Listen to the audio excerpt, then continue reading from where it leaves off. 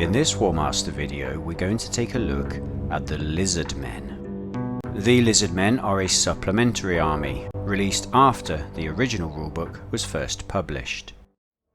The Lizardmen are an ancient reptilian race that inhabit the warm jungle regions of the world.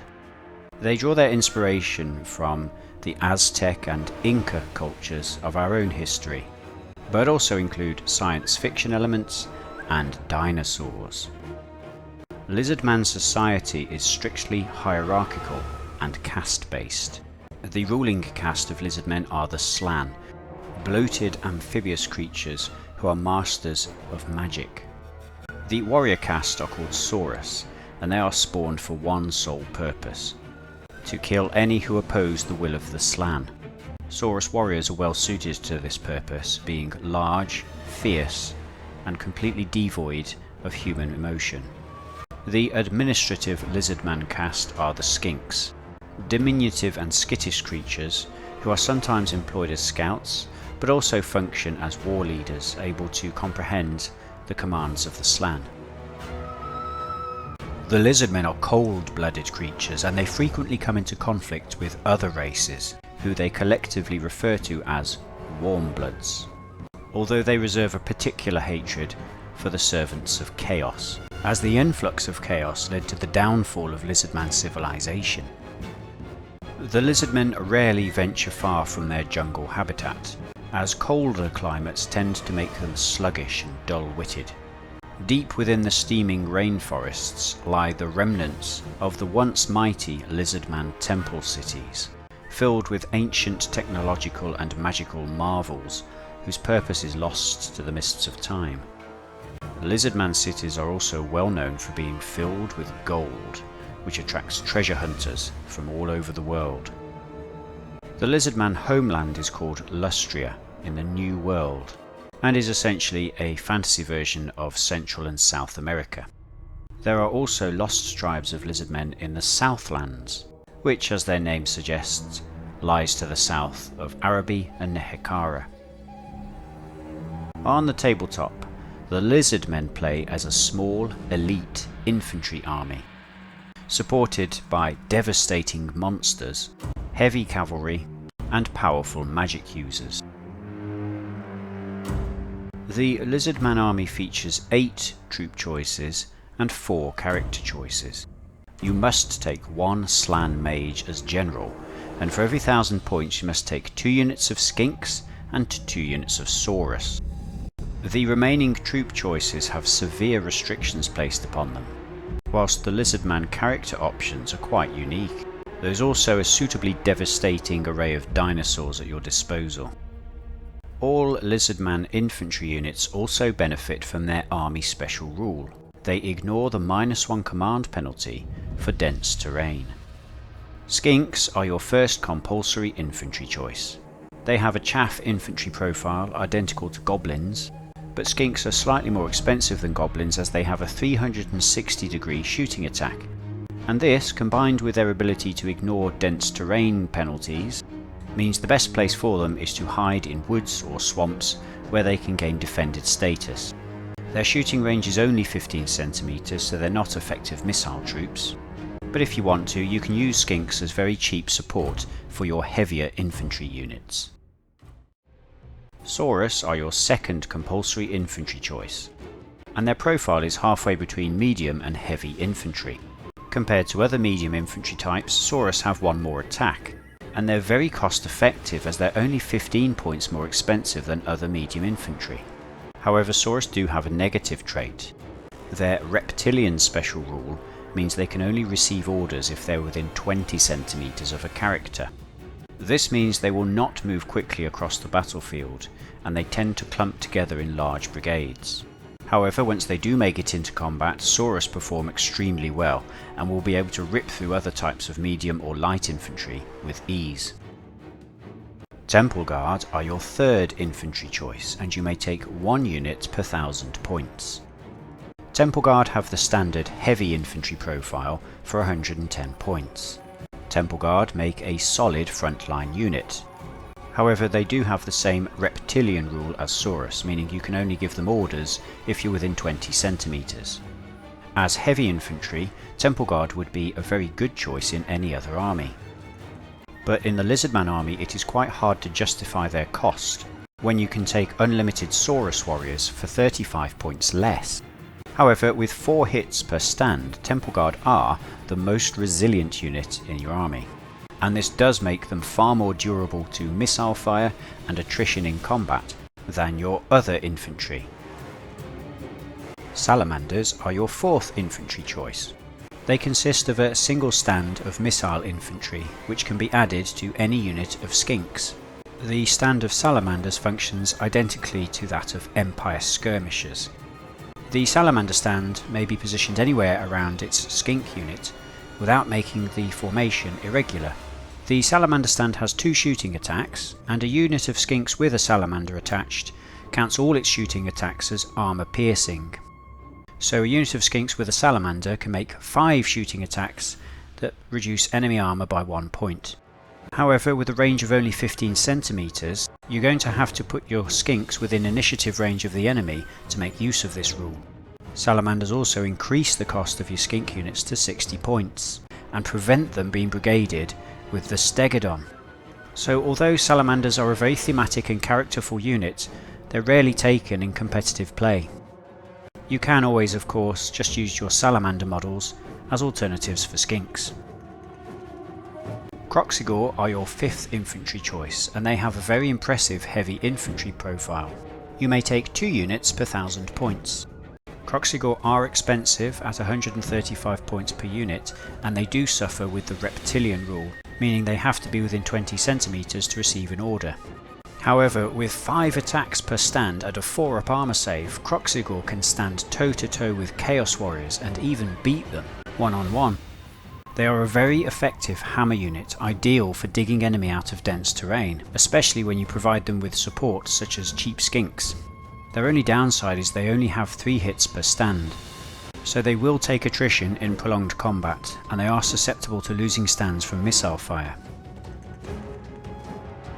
Cold One Riders are your cavalry choice, and you may take 2 units per 1000 points. Cold One Riders are heavy cavalry. They are similar to Orc Boar Boys, but are even more heavily armoured, and for only 140 points they are also very cost effective. Their downside is they also suffer from the reptilian rule, so you're not really going to be able to issue them more than 2 orders per turn, and they will require babysitting by a character. However, once you do get to charge with your Cold Ones, they will smash apart enemy heavy cavalry with ease, with only Dark Elves or Chaos having equivalent cavalry to stand up to them. Be sure to keep your Cold One cavalry away from the enemy artillery, especially cannon, as you can't really afford to lose entire stands from such an expensive unit. Pterodons are your flying monster choice, and you may take 1 unit per 1000 points. Pterodons have the standard flying monster profile, but they also include a 15 cm 360 degree shooting attack. This makes Pterodons an excellent harassment unit. They can be sent behind enemy lines to impose the -1 command penalty, while their shooting attacks can cause confusion or pose a real threat to isolated artillery pieces. Pterodons can also be sent to assault enemy flyers directly, or if the enemy flyers decide to charge them, their shooting attack helps even the odds in their favour, as Pterodons can stand and shoot in any direction. The Stegadon is your single stand monster choice, and it has the most impressive stat line of any unit in Warmaster. It is so big it must be mounted on a special base, 4 cm wide and 6 cm long. The Stegadon will cause a lot of damage to anything in combat with it, as it has 12 attacks on the charge and 13 attacks when something charges it, due to its missile attacks which have 360 degree line of sight.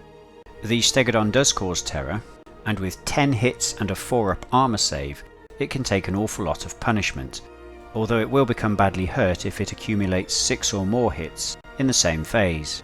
Like all single stand monsters, the Stegadon operates best when alongside friendly infantry, so a good use is to place a Stegadon on the flanks of your Saurus brigades. The Stegadon must receive a separate order, however, as the only infantry it can receive a brigade order alongside are skinks. and you shouldn't really be putting your skinks in harm's way by forcing them into combat alongside the Stegadon. In combat, the Stegadon will crush any other monster in the game, and is brilliant for chasing away enemy cavalry from your infantry. The Stegadon's main weakness is that it's susceptible to being routed by artillery fire, as the enemy only really have to cause 6 hits to the Stegadon to stand a very good chance of removing it from play with a 21cm drive back. The Stegadon is a large investment at 250 points, but it is a lot of fun to trample over the enemy's best troops with your giant armoured dinosaur. The Slann Mage is your general, and he is unique in Warmaster in that he has no command value of his own and can issue no orders. Instead, any skink character that is within 20 centimeters of your general gain a bonus to their own command, which means skink heroes within range have the equivalent of command 9. Characters using this bonus also cannot blunder, and the bonus lasts until a character fails an order, at which point any remaining characters suffer a penalty to their first order that turn. This is a very thematic rule, and it does encourage you to keep your skink characters very close to the general, which combined with the reptilian rule means the majority of your infantry will also be quite densely packed around the general. The Slann is also a powerful wizard, and may reroll any failed casting attempt for a spell on the roll of anything but a 1. If you wish, you can mount your Slann on a Stegadon, which makes him cause terror and gives him a bonus 5 attacks. But the 90-point investment is probably not worth the risk of losing the game if your general is killed in combat. The Saurus hero is an interesting character. You may take 1 per 1000 points, and they have an abysmal command of 6, but plus 2 attacks in combat, which is unique amongst hero level characters. This tells us the Saurus hero is designed to be thrown into combat, and he is also the only character to ride the Carnosaur. A Carnosaur mount will add 2 attacks to the Saurus hero and causes terror. So for an investment of only 110 points, you get a terror-causing character that adds 4 attacks to any combat. This is a thematic and highly cost-effective addition to the Lizardman list, and also makes a fantastic centerpiece model for your army. The skink hero is the second hero choice in the army, and you may take up to 3 per 1000 points. The role of the skink hero is to order the troops, and if you keep your skinks within 20 centimeters of the Slann, their average command of 8 becomes an impressive effective command of 9. Skinks are not suited for combat and have no attacks to add, and they're competitively priced at only 70 points. You should take 1 skink hero for every combat brigade you intend to field, to make up for the Slann's inability to issue orders himself. The skink priest is your wizard choice. You may take 1 per 1000 points. He has a poor command value of 6, but only costs 30 points. The primary function of your skink priests is to cast spells, and every turn the Slann can actually use a skink priest as a conduit to cast his own spell through the skink. This allows you to keep your general at a safe distance from the enemy, whilst one of your priests can effectively cast twice per turn. Lizardmen have access to a useful variety of spells. The first, Gaze of Sotek, is a standard 30cm 3 shooting attacks which ignore armour. As there is a general lack of shooting in the Lizardman army, the best use for this spell is to pick on artillery pieces. Mazdamundi's Revenge is identical to the Tomb King's Doom and Despair spell. It's easy to cast, has a very long range, and prevents an enemy unit from charging or pursuing in combat. This is brilliant for keeping the enemy cavalry away from your Lizardmen, whilst they sluggishly make their way across the battlefield. Wings in the Jungle is a movement spell, but you must attach a skink priest to the unit that is to be moved. This is ideal for ensuring you get a charge off with your Cold One Riders or your Pterodons, so you should consider taking a Ring of Magic just for this. Shield of the Old Ones is a very good defensive spell. You can cast it on Temple Guard to turn them into Chaos Warriors, or use it on your Saurus regiments to make them even more cost effective. At 2000 points you can take up to 3 casters, for only 155 points. This is a successful Lizardman tournament list, which focuses on the most cost-effective units in the army. It has maximum cavalry and flyers, a terror-causing character, and maximum magical support. Alternatively, you could focus on the heavy infantry options in your army.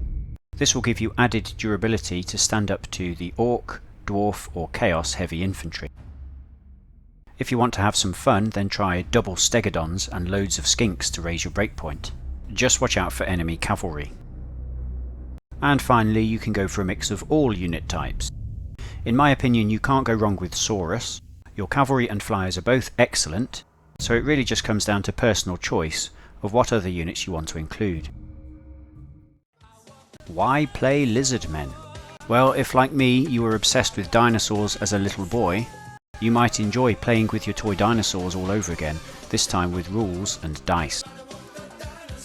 A Lizardman army well painted and with jungle themed bases makes a fantastic spectacle on the tabletop. The Lizardmen can be painted in any colour scheme you wish, and there are a variety of online manufacturers who produce Lizardman models to a very high standard. Lizardman armies will fight against any warm-blooded race, and are thematic antagonists against Dark Elves, Skaven or Dogs of War. The greatest strength of the Lizardman army in my opinion are the Saurus warriors. They are extremely cost-effective infantry which you can take in unlimited numbers. You also have access to two types of heavy infantry which are both very powerful, just not as cost-effective as the Saurus. Your cavalry and flyers are among the best in the game, and I highly recommend maxing out on both.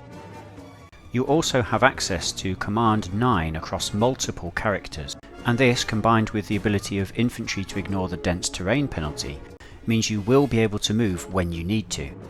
You have some good terror-causing options with the Carnosaur and Stegadon, and access to 3 spellcasters at 2000 points with a very strong magic list. Be sure to use it. The key weakness of the Lizardman army is the lack of command range.